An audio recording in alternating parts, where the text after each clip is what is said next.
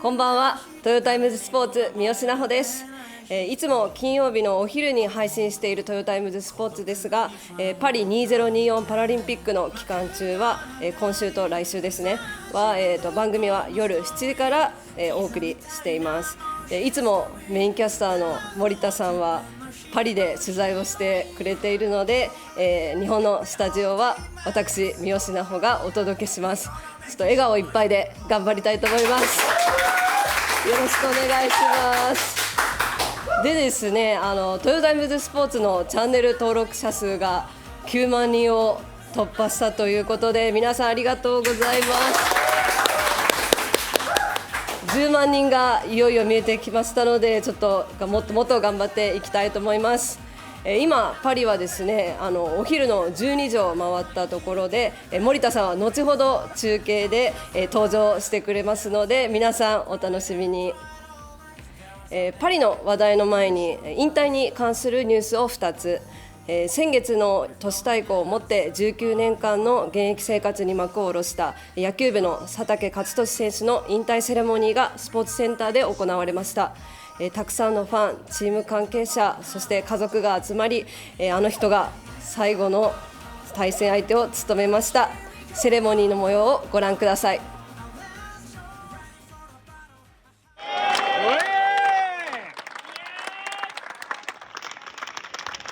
引退セレモニー登場です。大好きなトヨタ自動車で、大好きな社会人野球を、19年間、やれたことは本当にたくさんの方々の応援のおかげだというふうに思っています。また今日は、たくさんのトヨタ市の、少年野球の、子たちが来ていると思いますので、僕自身の経験上、強い意志と、目標を持って諦めなければ必ず目標は達成できると思いますので、ぜひこれからも、野球頑張ってください。本日はありがとうございました。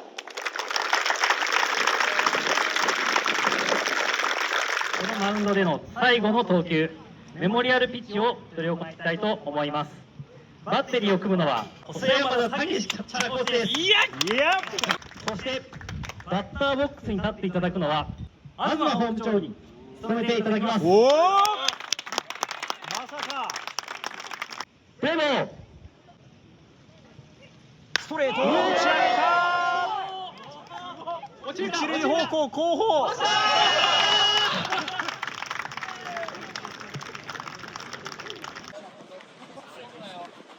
せーの。よーし。よーし。よーし。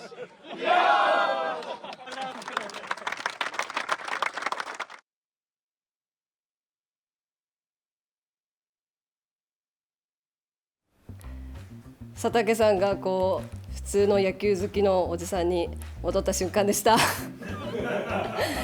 佐竹選手、都市対抗最後の守りもそうですけれども、本当にたくさんの人に感動を与えてくれました。ありがとうございました。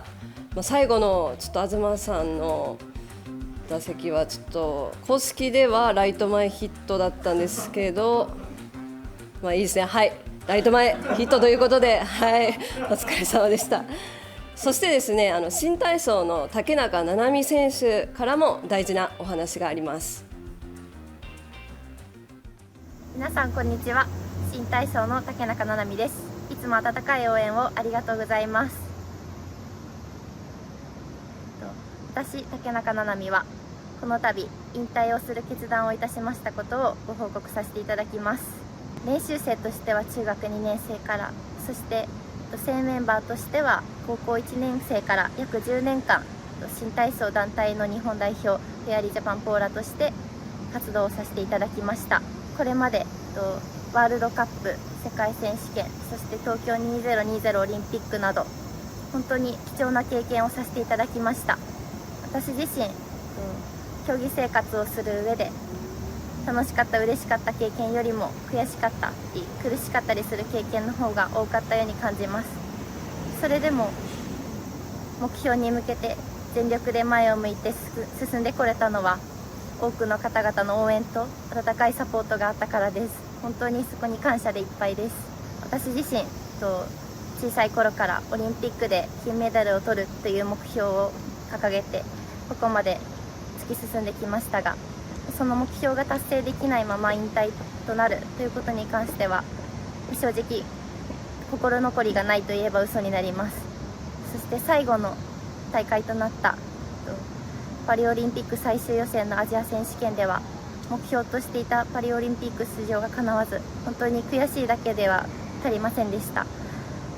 ただその演技内容はベストなものが踊りきれたこと、多くの方々に感動したと言っていただける演技ができたこと、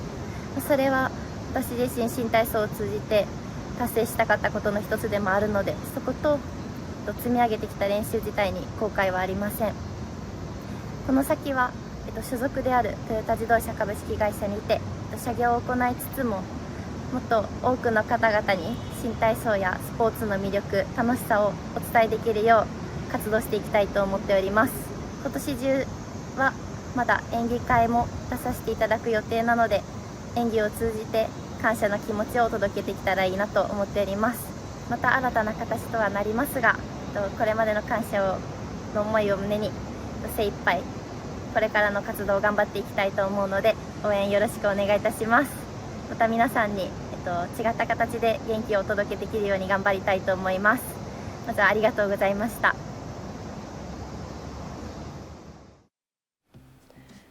竹中さんはですね、私がトヨタの社員として、メディアのアスリートの担当をさせてもらった選手の一人でして、ちょうどこのパリの最終予選の1年前ぐらいにですね、最年長ながらも出場メンバーにフェアリージャパンの出場メンバーに選ばれることができなくて、すごい悔しい思いをされた中でも、このスポーツセンターでしっかりまたメンバーに戻るために一人で黙々と練習する姿っていうのはすごいなっていうふうに思いましたし、そこでまたメンバーを勝ち取って最後パリには出場できませんでしたが、もう大舞台でしっかりやりきったっていうところはもう素晴らしかったなと思います。竹中さんお疲れ様でした。でですね、実は私このちょうど取材、この写真ですけれども、取材に一緒に行っていまして、この引退して何をやりたいですかっていうふうに聞いたら、韓国の辛いラーメンを食べに行きたいと。なんか現役中はカップラーメンをほぼほぼ食べたことがなくて、その辛ラーメンは1回も食べたことがないらしいんですね。やっぱりこの新体操っていうのはスタイルを維持するすごい大変なスポーツだなっていうのを感じました。ちなみに私はパリでカップラーメンを10個は食べて太って帰ってきましたすいません、本当に竹中さんお疲れ様でした。先週パラ陸上競技の佐藤さんだったり芦田さんの引退発表ありましたし、今日は竹中さんの発表ということで、続いてすごい寂しい思いもあるんですけれども、ただ皆さんのセカンドキャリアに対する向けての力強い言葉っていうのを聞いてると、さすがアスリートだなっていうのはすごく感じます。きっと竹中さんもこの後トヨタイムズスポーツでも活躍してくれると思います。竹中さん、一緒に取材に行きましょうね。頑張りましょう。まずは皆さんお疲れ様でした。続いてはこちら。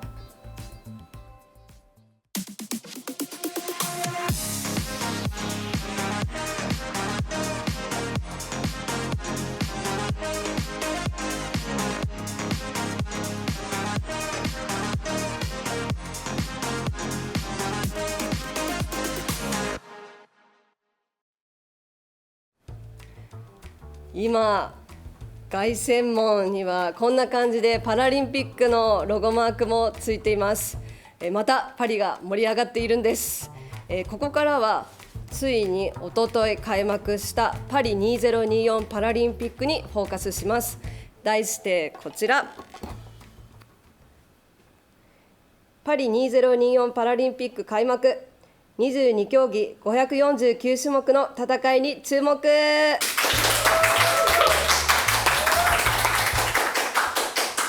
ということで、本当に種目数多いですよね。549、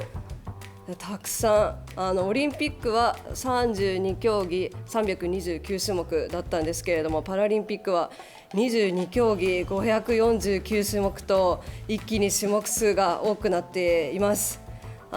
競技数の競技っていうのは例えば陸上競技だったり卓球だったりバドミントンだったり大きなくくりのことを言いまして、種目数っていうのは 100m だったりシングルスだったりダブルスだったり小さな細かな分別となっています。でパラリンピックでは一つの競技で障害の程度だったり、立っている人、車椅子の人などをクラス分けして同じような障害の程度で競い合います。なので種目数がすごくこのように多くなるんです。最初に日本時間昨日未明から行われた開会式なんですが、すごいかっこいいですね。森田キャスターが取材に行ってきてくれたのでちょっと見てみましょ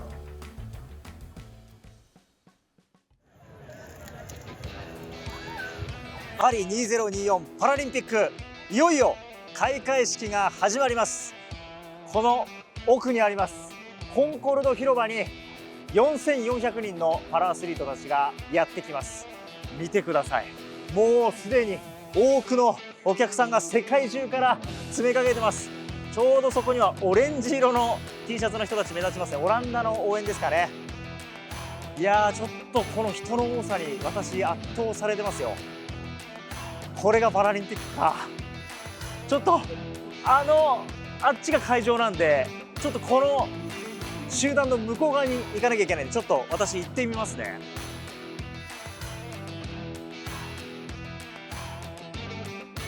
おお、始まるんじゃない。あれ中の車はトヨタ車なのかな。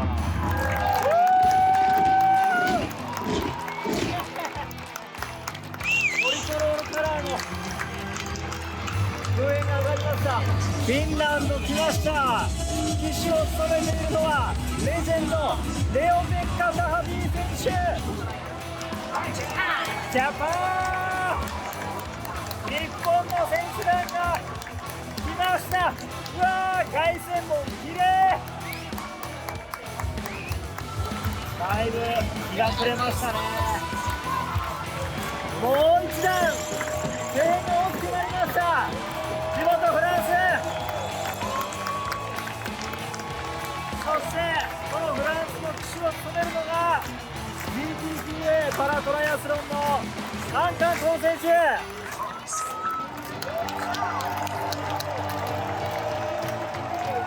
すごい声援です。4時間近い開会式が終わりました。まさにお祭り騒ぎでしたね。組織委員会のエスタンゲ会長が言ってました。このフランス革命の行われた場所で、革命の地で世界の価値観を変える革命を起こそうじゃないかということで、そんなパラリンピックが始まります。GTTA でたくさんいましたけれども、やっぱり主役は地元フランスパラトライアスロンのアンカンコン選手、旗手でね、ずっと旗を振ってフランスチームをまとめつつ、最後は聖火台に聖火を点灯させるところまでやって、もう本当に主役級の活躍を見せてくれました。GTTA77 人、この後どんな活躍を見せてくれるか本当に楽しみになりました。全力で応援します。ちょっと森田さんニヤニヤしすぎじゃないですか。さっき寺尾さんからコメントをもらいましたけれども、スタジオにいる時よりいい顔してるって言われてますよ。本当にちゃんと仕事で行ってますよね。大丈夫ですよね、森田さん。ちょっと後で楽しみにしたいと思います。でもやっぱ開会式って特別だし、もう本当いよいよこれから始まるっていうところが見えますし、GTTA も旗手を務めていたり、すごくいい雰囲気だなと思いました。前にこのオリンピック・パラリンピックが始まる前に森田さんと私でオリンピック・パラリンピックどうしようかっていう話をしていた時に、真っ先に森田さんが僕パラリンピック行きますっておっしゃっていて、即答だったんですよ。やっぱ、そういったところでも森田さんの、パラスポーツの愛が出まくっていた瞬間だったなと思います。後ほど熱いレポート森田さんお待ちしております。そして今日の番組はこんな流れです。三好南穂のパラリンピックここに注目。ここまでの結果、この先の予定、パリの森田京之介が熱いレポート、こちらの3本立てになっております。まず今回パラリンピックに出場する GTTA グローバルチームトヨタアスリート、これだけいます。じゃん、見えますか。77人、22競技のうち16競技に GTTA がいます。この表だけじゃないですよ、裏にもこれだけ多くのアスリートがいます。これだけね、たくさんいたらなんか間違いなくどこかでトヨタアスリートが活躍するはずです。こんだけたくさんある中でも私が注目したいのはこちら、車椅子フェンシングです。オリンピックでの日本の活躍のおかげで注目度急上昇中のフェンシング、パラリンピックでは車椅子フェンシングが行われます。会場はオリンピックと同じグランパレ、こちらです。すごく素敵ですよね。西暦1900年のパリ万博のために建てられた建物です。私もここオリンピックで会場に行ったんですけれども、やっぱ雰囲気、古い建物の中で荘厳な雰囲気で注目して戦うっていうのがすごく素敵だなと思いました。なんかスポーツがこういう場所で行われることに、この歴史とアスリートに対するリスペクトを感じました。皆さんフェンシングに3種目あるの覚えてますか。この今出ているエペ、フルーレ、サーブル、この3つの3種目があります。で車椅子フェンシングにもこの3種目あります。でただ、健常者のフェンシングと違うところっていうのは、全身への攻撃が可能なエペも車椅子フェンシングでは下半身への攻撃ができません。ここがオリンピックと違うところです。そうするとエペ、サーブルが、上半身で同じなんじゃないかって思ってしまうところなんですが、エペは突きのみで、サーブルは突きとこの切りっていうところが、認められていますね。イラストにするとこんな感じです。はい、この赤いところが、ついたり切ったりしていい場所になります。似ているようでどれもちょっとずつ違うんですね。そしてですね、シングルスでは、障害の程度によって A と B2 つのクラスに分かれていて、障害の程度の軽い方が A、障害の程度が重い方が B になります。パリ大会では男女のシングルスが3種目ずつ、エペとフルーレの団体戦のみ開催されます。競技の方法は同じようでいているんですけれども、ちょっと違うところがあります。こちら車椅子が固定されるんです。私もなるほどと思ったんですけれども、その固定される位置なんですが、選手によって腕の長さが異なる有利不利をなくすために、対戦によって車椅子を固定する位置が変わってくるんですね。腕の長さが短い選手が相手まで届かないなんていうことがないように調整します。なんかこういういろんな工夫がパラリンピックの面白い一つだなと思います。なんかやはりこれがパラリンピックらしさっていうところも感じました。そして、車椅子フェンシングに出場する GTTA なんですけれども、2人います。まずイタリアのベアトリーチェ・マリア・ビオ選手、ベベと呼ばれています。女子フルーレのクラス B の選手で、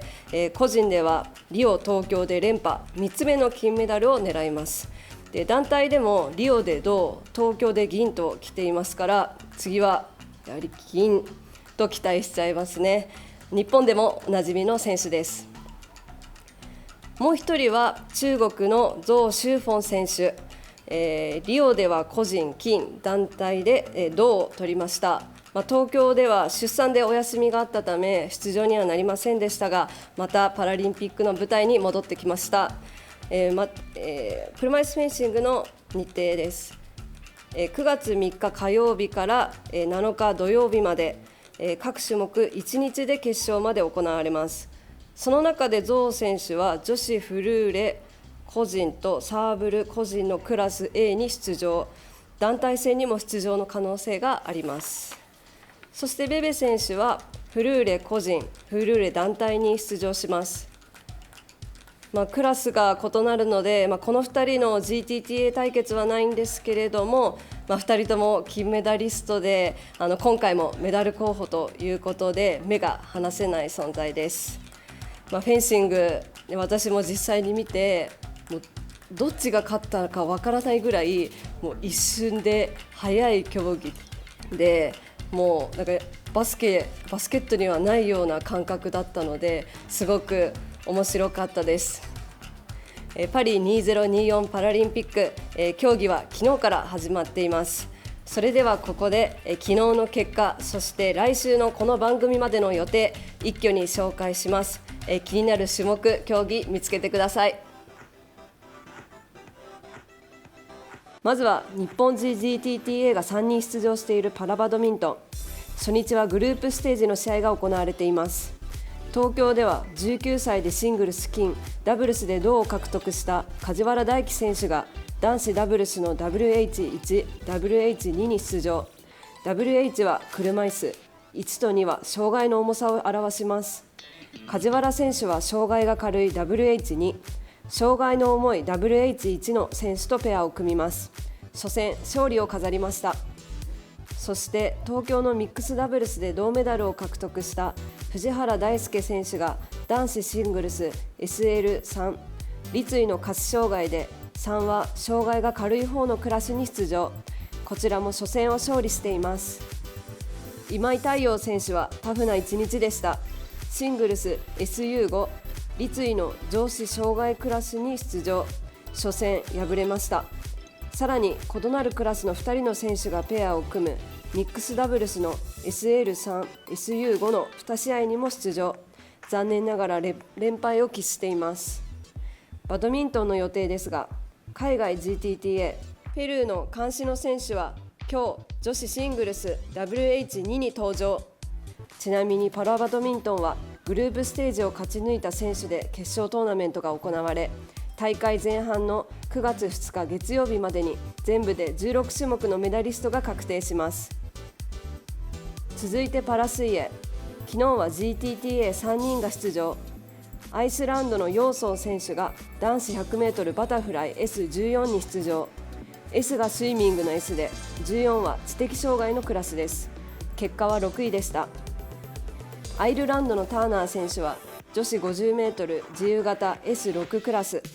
数字は1から10に分かれていて、数字が大きいほど障害が軽くなります。低身長のターナー選手は中ほどのクラスの6、こちらも結果は6位。エストニアのカウル選手が女子 50m 自由形、最も軽い障害の S10 クラスに出場して予選1組7位で決勝進出にはなりませんでした。そしてこちらが今日以降のパラ水泳の GTTA の予定、たくさん出ます。パラ水泳には全部で12人の GTTA が出場するんですが、中でも注目は2日月曜日の男子 400m 自由形の S7 クラスにフィリピンのガビラン選手とシンガポールのウェイソン選手が出場。2人とも開会式で旗手を務めていた母国のヒーローです。まだ予選の組み分けが発表されていないので GTTA 対決が実現するか分かりませんが、大いに注目してください。そしてアメリカのロング選手にも注目です。現在32歳ですが、すでに6回目のパラリンピック、これまでに16個の金を含む合計29個のメダルを獲得しています。東京では 200m 個人メドレー、100m バタフライ、そして女子 4×100m メドレーリレーで金メダルでした。通算30個目のメダルはきっと確実です。あとは何曜日に達成するかだと思います。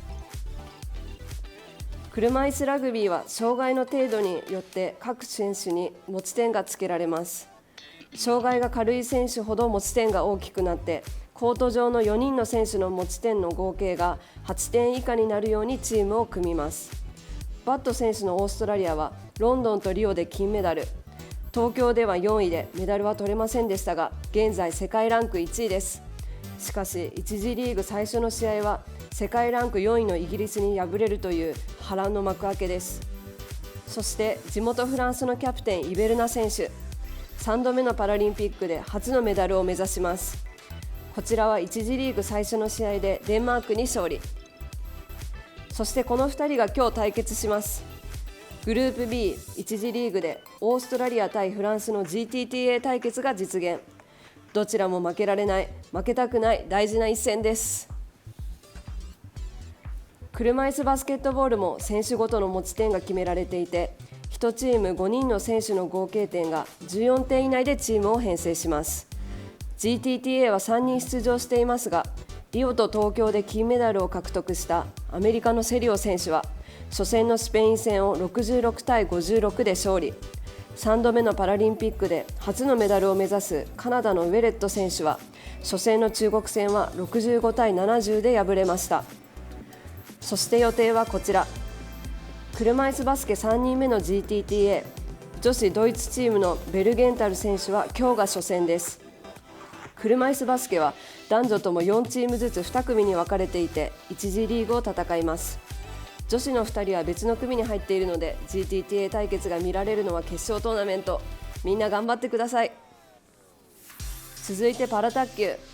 昨日はスウェーデンのアンダーソン選手が MD18、2人のクラスの合計が18以下のメンズダブルスに出場して勝利。WD14、合計14以下のウィメンズダブルスにはノルウェーのダーレン選手が出場してこちらも勝ちました。パラ卓球今日以降の予定では今の2人に加えて9月5日男子シングルスの MS11 知的障害のクラスにリオで金、東京で銅のベルギーのアッカー選手、同じく男子シングルスの MS6 立位で一番障害の重いクラスにリオで金、東京で銀のデンマークのローゼンマイヤー選手が登場します。続いてパラサイクリングのトラック女子 500m タイムトライアル C4。 通常の二輪自転車で5段階のうち4番目に軽いクラスの競技にはカナダのショー選手が出場して10位でした。そして女子 3000m 個人追い抜き C4 にも出場。現在競技進行中です。そしてパラサイクリングのロードでは東京の GTTA 対決が再び見られます。アメリカのオクサナ・マスターズ選手とドイツのアンドレア・アイスカウ選手が女子ハンドサイクル個人タイムトライアル H4 から5、そして女子ハンドサイクル個人ロードレース H5 に揃って出場。 H はハンドサイクルの H、 数字は障害の程度で5は最も軽いクラスです。東京はオクサナ選手が2種目を制しました。一方エスカウ選手はパリが5度目のパラリンピック、北京、ロンドン、リオでは金メダルを獲得しましたが東京で初めてメダルを取れませんでした。パリで輝くのはどちらになるのでしょうか。そして男子では東京のタイムトライアル H4 で金メダルを取っているオランダの超人イエツェ・プラット選手が登場。プラット選手は後ほど別の競技にも登場します。今日から競技が始まるのはパラ陸上競技です。たくさん出場する中から注目どころ、9月2日の 1500mT54 車椅子のクラスで予選の組み合わせ次第では鈴木選手とクウェートのアルラゼヒ選手の GTTA 対決があるかもしれません。そしてアルラゼヒ選手は400、800、1500、5000m にも出場。ほぼ毎日走ります。初めてのパラリンピック楽しんでもらいたいですね。そして開会式でフィンランドの旗手を務めたフライングフィンことレオペッカ・タハティ選手が 100mT54 車椅子のクラスに出場。 100m ではアテネ、北京、ロンドン、リオで金、しかし東京では銀でした。金の奪還を目指す男子 100mT54 は9月4日に予選と決勝が行われます。ページ変わってパラ陸上競技GTTA 対決が続々です。まず T63 義足のクラスでは明日の男子走り幅跳びでアメリカのフレック選手、南アフリカのマボテ選手、デンマークのヨルゲンセン選手が三つどもえの戦い。この3人が翌日は男子 100mT63 でも激突。ちなみにフレック選手は走り高跳びにも出場。幅跳び、高跳び、短距離3種目に挑む三刀流です。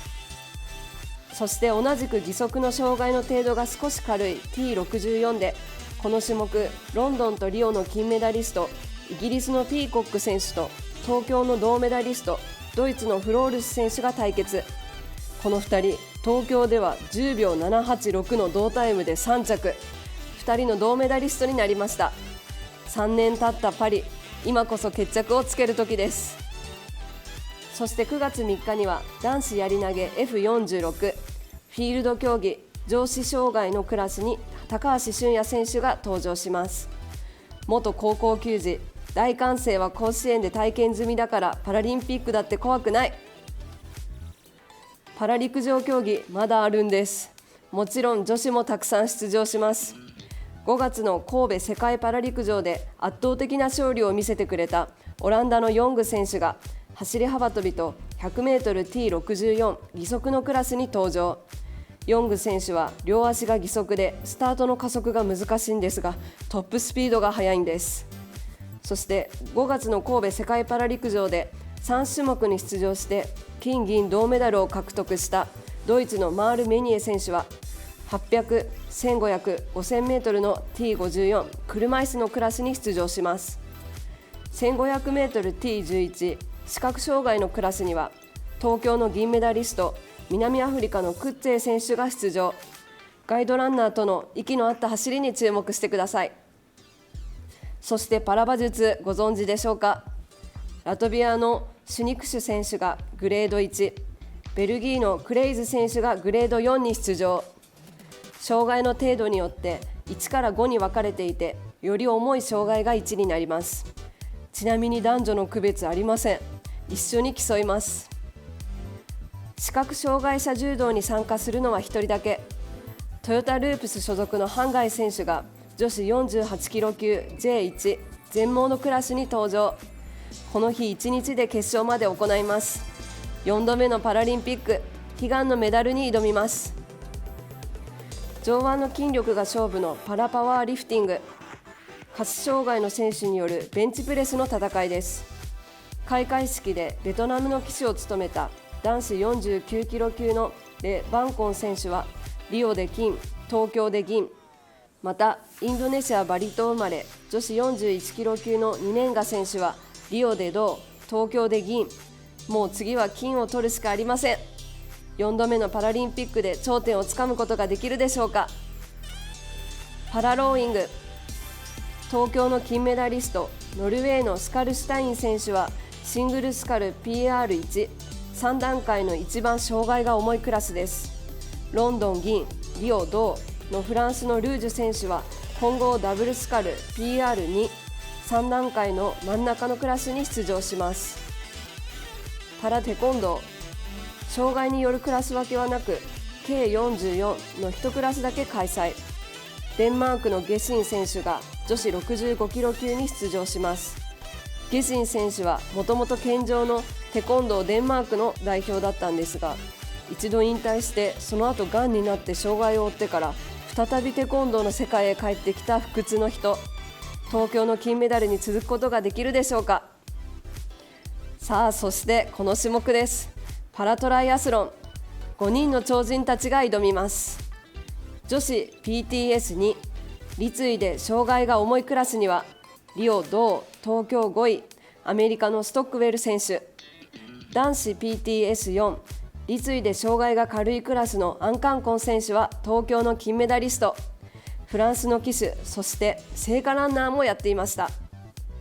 男子 PTS3 のフセイン選手は難民選手団の一人。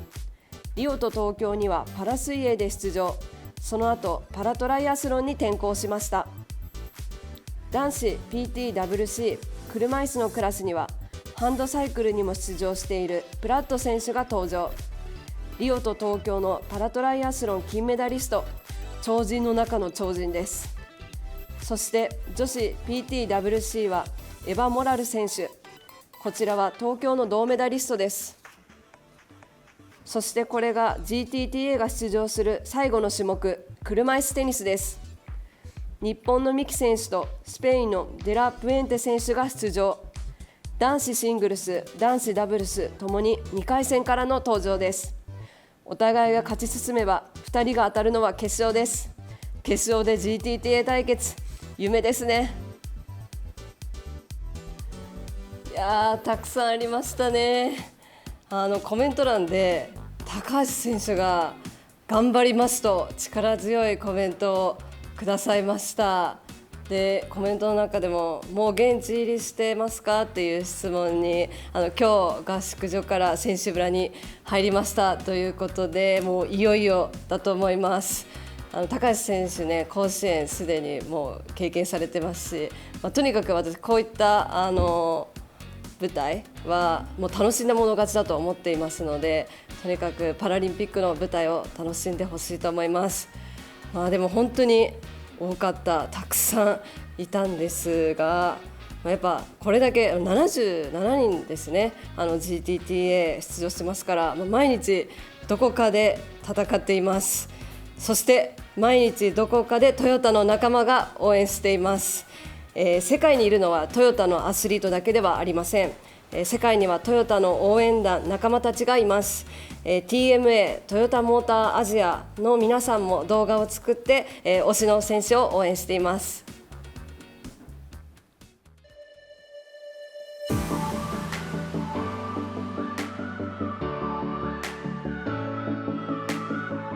Percaya diri saja, kamu yang terbaik. Kak, semangat. Kamu bisa.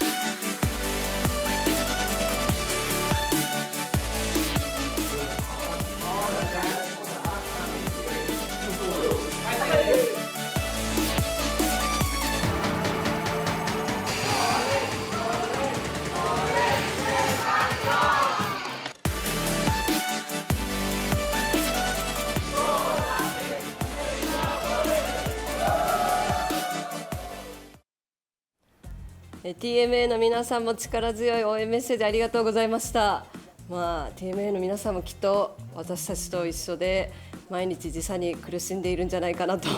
思っています。ただね、一緒に戦って頑張りましょう。さてお待たせしました。ここでパリと中継タイムです。森田さんそわそわしてるんじゃないかな。パリは現在金曜日のお昼12時38分、森田さんは現在この上の赤い星印がある、凱旋門近くのシャンゼリゼ大通りにいます。やっぱり多分森田さん出てくるときすごい面白い出方してくれるんだろうな、きっと。楽しみ。それではパリへつなぎましょう。森田さん。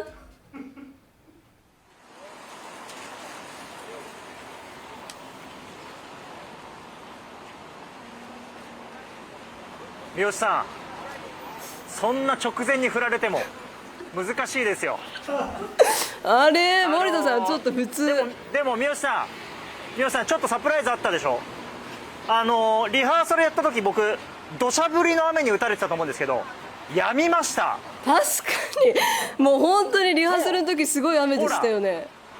うわ。で私凱旋門の目の前にいて、この凱旋門っていうのはラウンドアバウトといって丸い交差点になってるんですけど、そこの一本がですねシャンゼリゼ通り、下っていくとコンコルド広場につながるというようなそんな場所になっています。いや、すごいいい場所にいるじゃないですか、森田さん。そうなんです。いや、本当はそうリハーサルの時にあれだけ大雨だったんで、私は中継全部晴れにしたぞっていうつもりだったのに、しました。そのドヤ顔ちょっとムカつきますね。森田さん、開会式、どうでしたか？いや、開会式ね、圧巻でしたね。いろんなパフォーマンスがあるんですけど、やっぱその選手が入場してくるところもそうですし、そのパフォーマーの方々も義足の人がいたり、車椅子の人がいたり、視覚障害の方がいたり、もう本当いろんな人がぐっちゃぐちゃに混ざり合って、も何も気にせず盛り上がろうぜみたいな、そんなお祭り騒ぎというのを感じました。でいよいよこのパラリンピックが始まるんだなというのも感じましたし、そこにこう入ってくる選手たちが皆さん多分もう堂々と自信満々な笑顔で入ってきているのが印象的でしたし、景色がね本当圧巻だったんですよ。まさにこの凱旋門からシャンゼリゼ通りを下ってそのコンコルド広場に選手たち入っていったんですけど、選手たちのこのバックにちょうどその凱旋門が見えていて、そこにちょうど日が落ちるタイミング、サンセットの時間が重なってですね、非常に綺麗な景色が広がってました。で4時間近くあったこの開会式の中で個人的に一番盛り上がったのは、フランスの選手が入場してくるときにですね、オーシャンゼリゼが流れてですね、うわ俺パリいるって思いました。はい、以上です。いや本当に動画見ても森田さんニヤニヤしすぎなんですよ。すごい楽しそうだった。いやなんかね、本当世界中から集まる祭典っていうのがすごく感じましたね。これからの競技での戦いが本当に楽しみになる、そんな時間でした。だって森田さん本当にパラリンピックすごい楽しみにしてましたよね。記事も拝見しましたよ。そうなんですよ。やっぱりこの我々トヨタイムズスポーツっていうのは東京オリンピック・パラリンピックからスタートをして、やっぱその時東京パラリンピックの時ってパラスポーツ、パラアスリートのことをどうやって伝えたらいいのかってすごく迷ってたところから我々スタートしたんですね。でそういう意味でいくとこの3年間いろんなトヨタのパラアスリートに取材をさせてもらって、我々その障害者スポーツというところから入ったんですけど、もうこれ完全にこれただのスポーツじゃないかというところに我々たどり着いた気がしてます。だからこのスーパーヒューマンたちの戦いを目に焼き付けたいなという思いでこのパリに来たんですけど、その前にぜひちょっと皆さんにそんなことをお伝えしたいなと思いまして、ちょっと記事を書かせてもらいました。多分概要欄にリンクが貼ってあると思いますので、ぜひ読んでいただけると嬉しいです。はい、概要欄に貼ってありますんで、ぜひ皆さんご覧ください。よかった。森田さん、取材はどこ行かれたんですか？取材はですね、開会式の翌日から競技の取材に入りまして、最初に見に行ったのが、最初に見に行ってよかったですよ。パラバドミントン、おすすめの競技を1個見つけました。いいな。でパラバドミントン、さっき三好さんからも、結果の紹介がありましたけれども、ダイハツの日本代表3人の GTTA が、出てまして、藤原選手、今井選手、梶原選手という3人、今出てますね。この3人笑顔が素敵ですけれども、この3人が私が見に行った時間帯、たまたま4面あるコートのうちの3面でこの3人全員試合やってたんですよ。贅沢。めちゃめちゃラッキーで、しかもそれぞれがね違う種目なんですよね。三好さんが最初に説明してくれてたように、このパラリンピックっていうのはこう競技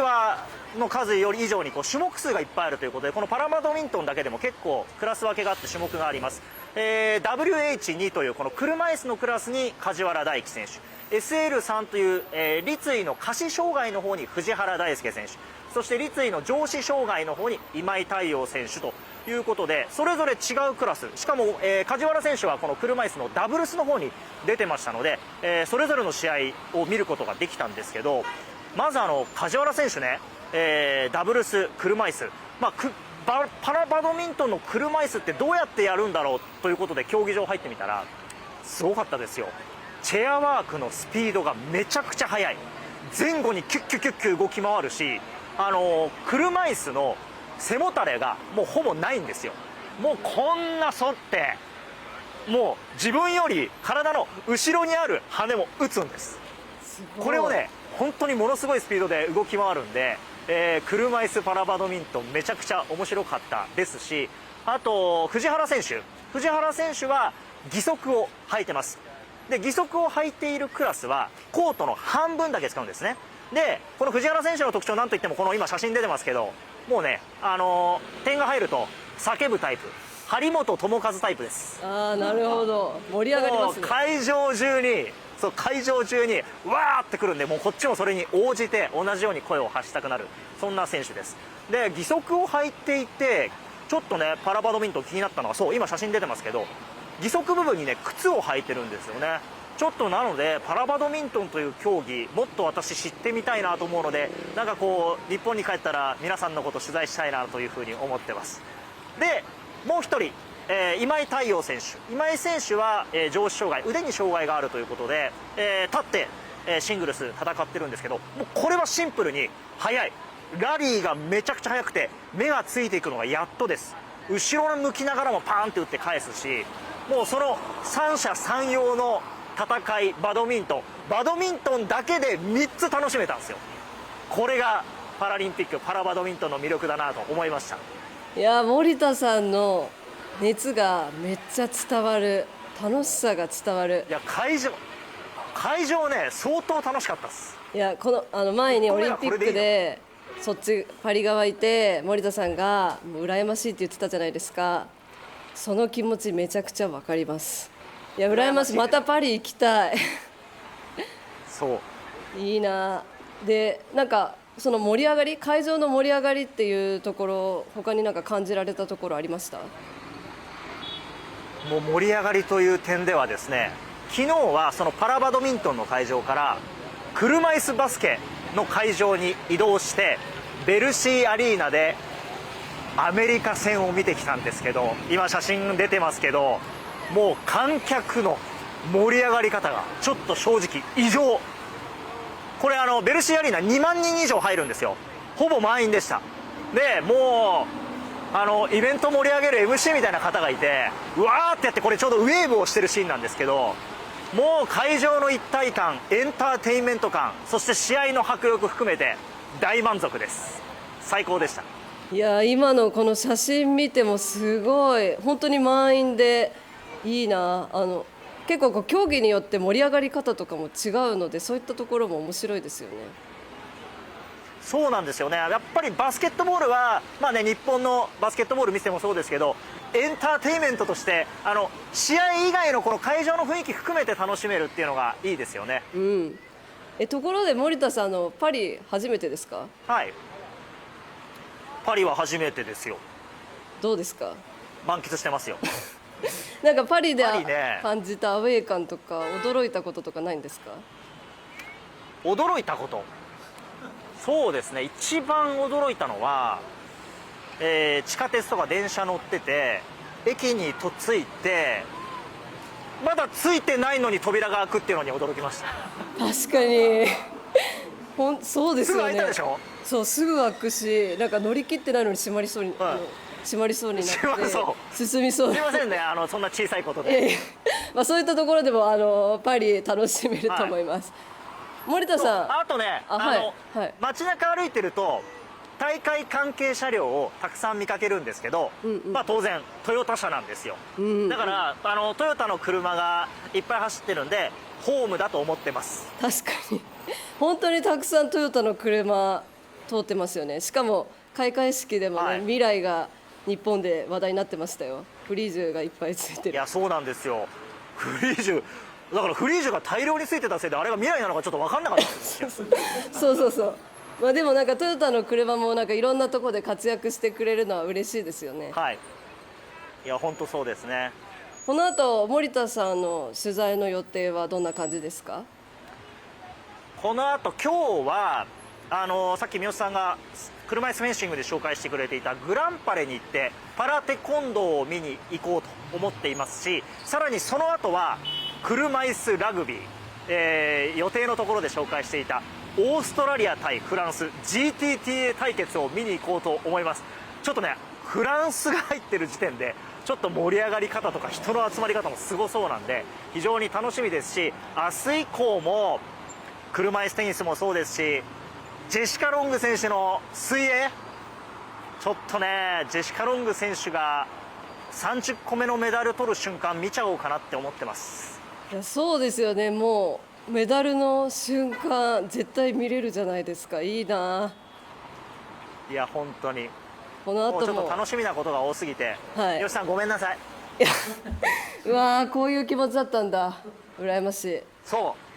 ういう気持ち。いや森田さんちょっと熱いレポートこの後もちょっとよろしくお願いしますよ。で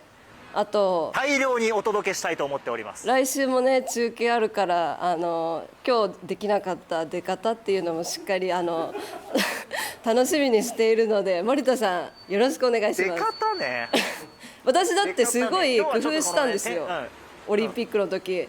それろいろね帽子かぶそうかったり、工夫不足ね。はいサンライズナホとして踊りを踊ったりとかいろんな工夫したんで、もちろん森田さんも見せてくれると思っております。1週間考えます。はい1週間あるんでしっかり考えてください。引き続き熱いレポートよろしくお願いします。はい頑張ります。ありがとうございました。ありがとうございました。いやー森田さん楽しそうだったんだけど、ちょっと待ってここに乗ってる森田さんどういう表情、すごいなんか何とも言えない表情、なんか多分初めてのパリでうぶな顔してますねいや面白い森田さん、この表情が来週どんな顔になってるか、充実してる顔になってるか、疲れてるのか、ちょっとまた来週もパリにつなぐので皆さんお楽しみにしていてください。以上今日のパリ特集でした。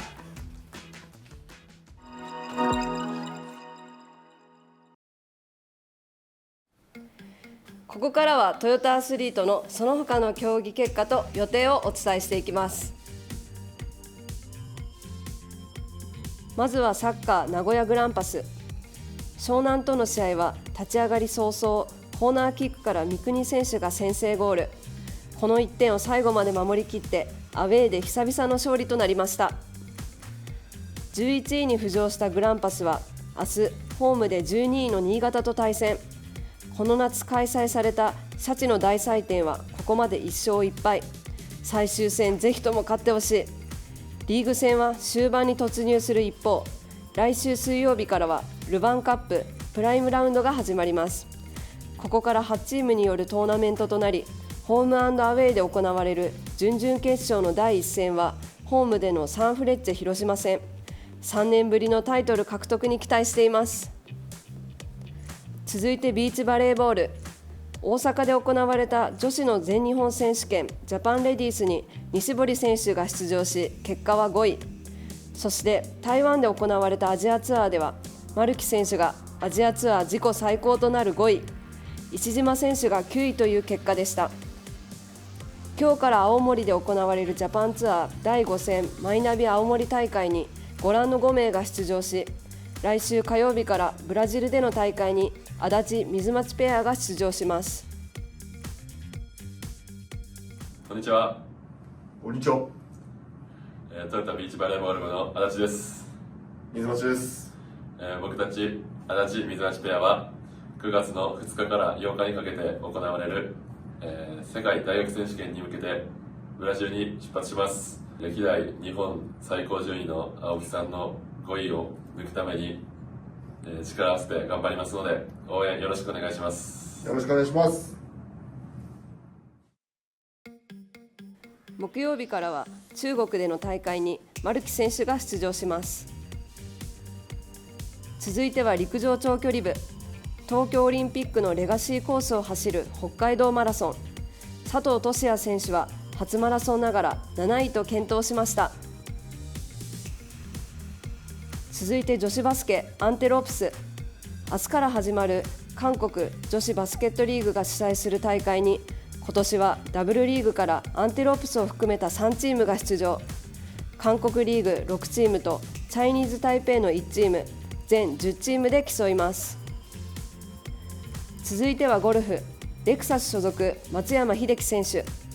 PGA ツアープレーオフ第2戦は腰痛のため第2ラウンド開始前に棄権しました。しかしランキングポイントは大会前から変わらず3位をキープしています。その PGA ツアーのプレーオフは今週末ついに最終戦、松山選手出場しています。この大会で優勝すると年間王者の称号を獲得できるクライマックスの大会。初日を終えて通算8アンダーでトップと8打差の4位タイにつけています。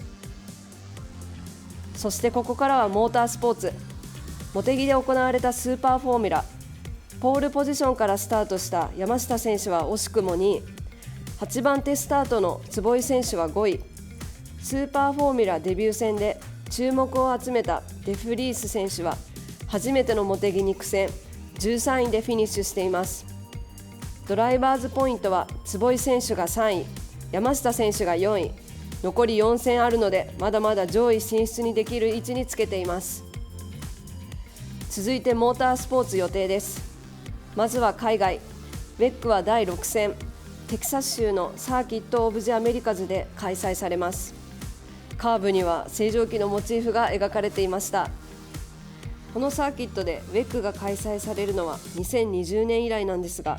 トヨタガズーレーシングはこのサーキットでは2位が最高、過去6回のレースで優勝したことはありません。アメリカのホームテキサスで勝利が欲しいです。パリで一緒に水素ボードに乗ったカムイさん頑張れ。国内ではスーパー GT が鈴鹿で予定されていたのですが、台風の影響で延期となりました。延期のスケジュール発表されています。12月8日決勝です。そしてラリーチャレンジも佐賀県唐津で予定されていたのですが、こちらは中止となっています。情報が入ってきました。先ほどご紹介した名古屋グランパスの明日のトヨタスタジアムでのアルビレックス戦は台風のため延期となりました。日程は未定ということです。スポーツにも台風10号の影響すごく出ています。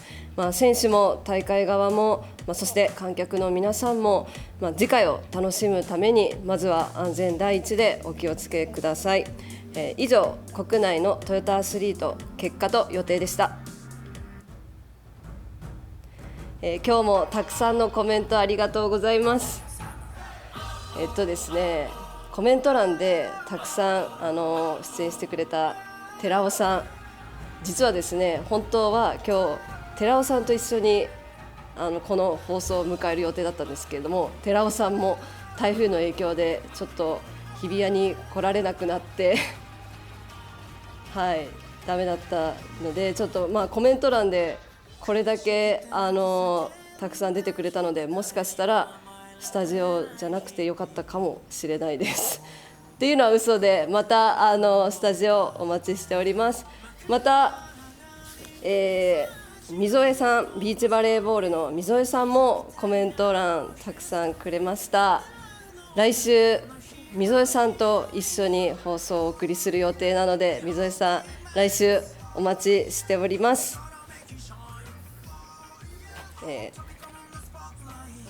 コメント欄の書き込みありがとうございます。ぜひチャンネル登録、グッドボタンもよろしくお願いします。通知機能もオンでお願いいたします。トヨタイムズスポーツ、来週もパリパラリンピック特集です。アスリートキャスターは、先ほどもお伝えした通り、今年3月に現役を引退した、元ビーチバレーボール日本代表の溝江さやかさんです。午後7時スタートとなります。来週まで結果が待てないという方はアプリで結果情報をお届けしています。ダウンロードするとパラリンピックがもっと楽しくなると思いますので、ぜひダウンロードよろしくお願いします。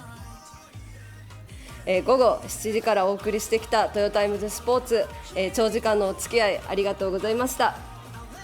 ここまでのお相手は三好奈穂でした。それでは来週金曜日午後7時にワントヨタ。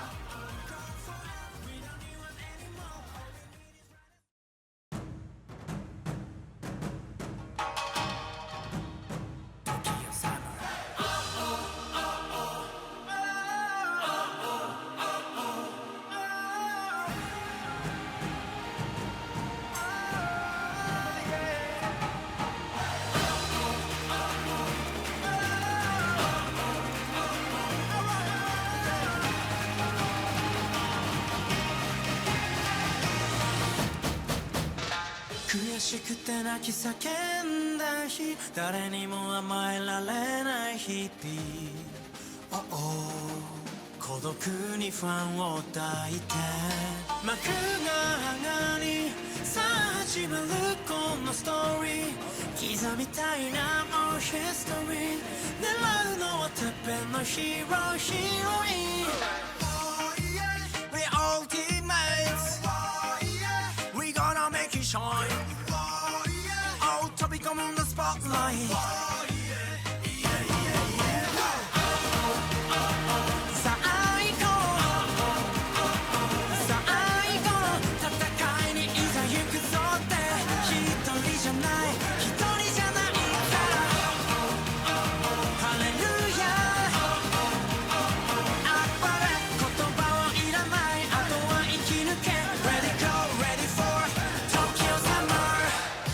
Some days when I cried and cried all night There were some days that I couldn't show myself With loneliness in my heart We all teammates We gonna make it shine